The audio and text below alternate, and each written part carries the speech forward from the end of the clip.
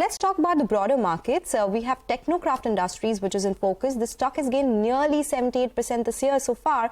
But in Q4, the numbers were weak. To discuss their Capex and business outlook and what the plans are going forward, we are now joined by Sharad Saraf, the CMD of the company, on the show. Mr. Saraf, good afternoon. Thank you so much for joining us.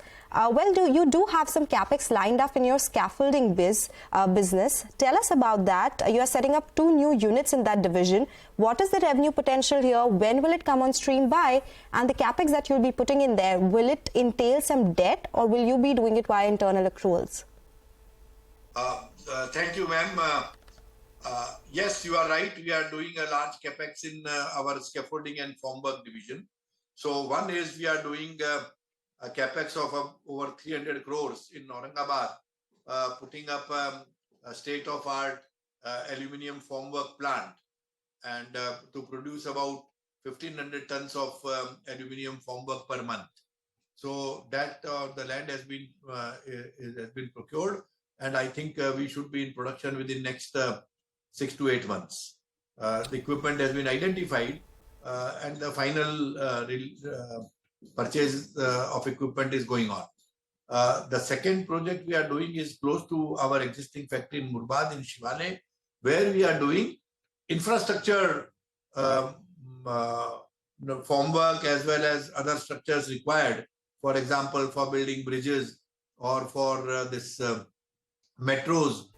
For your information, practically all the metros in India have our formwork and our infrastructure structures. So that also the production is being doubled.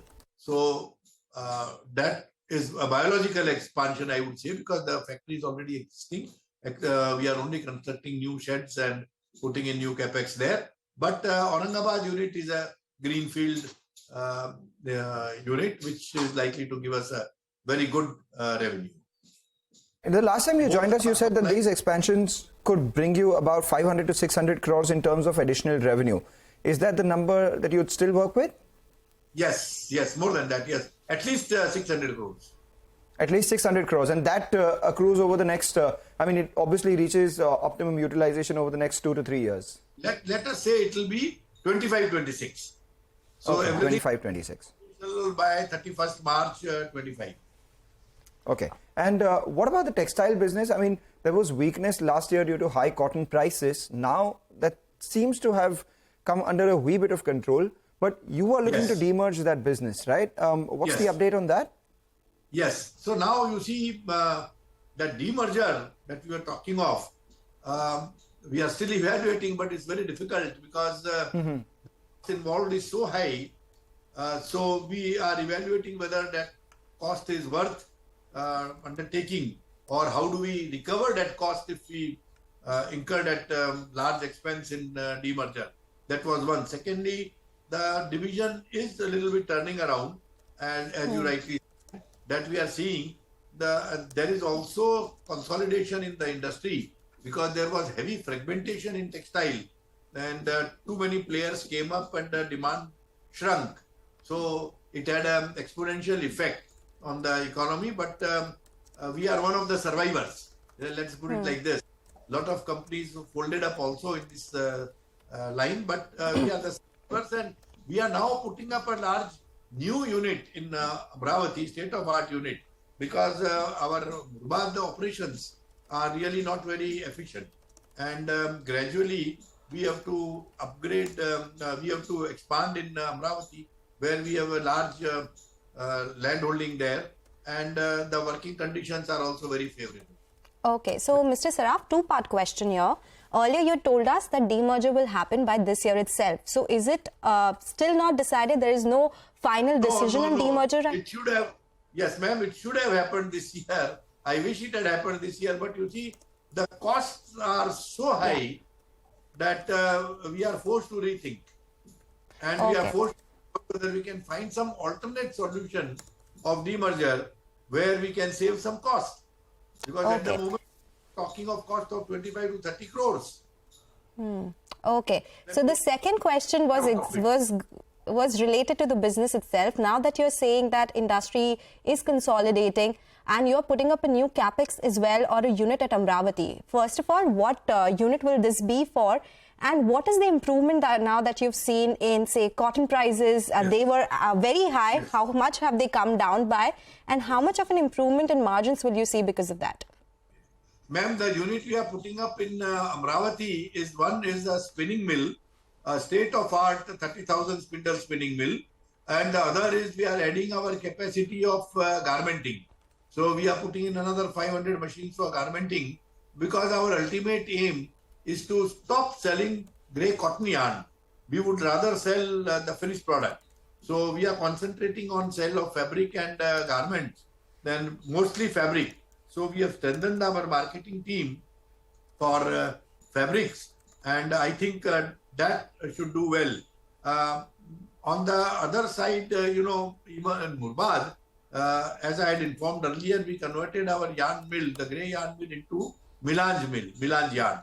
Now that is where we suffered heavy losses, because suddenly the melange requirement dried up in the country, and not only we, but all the major players in the melange sector suffered heavy losses. Now that is also turning around, and we are getting good orders of the melange yarn also. So I think that also should pick it up.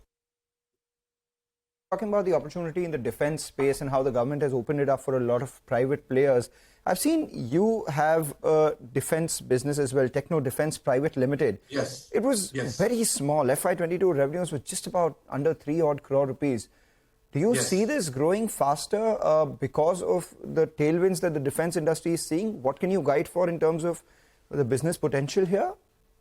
If you see the growth rate of our defense division, then percentage-wise it is phenomenal. Yes. Because it has gone up significantly. I think we should do about 20 crores this time in this year, and even more than that. We've been going very cautiously in the defense, because we are only aiming to do only high-tech projects, and we are not going for this low-end mass production items. So we are working with DRDO, and we are only taking up where there is a large portion of research and development. So that is our key strength. So we are using that. So this 20 crores is a near 10x growth that we're seeing from last year, and the previous year was about 90,000 odd rupees. So should we assume that it will grow at that rate itself? I mean, what's the absolute number that you're looking at out here in terms of an opportunity? Because currently it's small, but going forward it could be big. It is insignificant. It is insignificant because we are, as I said, we are concentrating in a very niche area. So we are not going after, let's say, a very large volume game, like if you were to produce ammunition or something. We are not doing any mass production. We are doing something which nobody else does.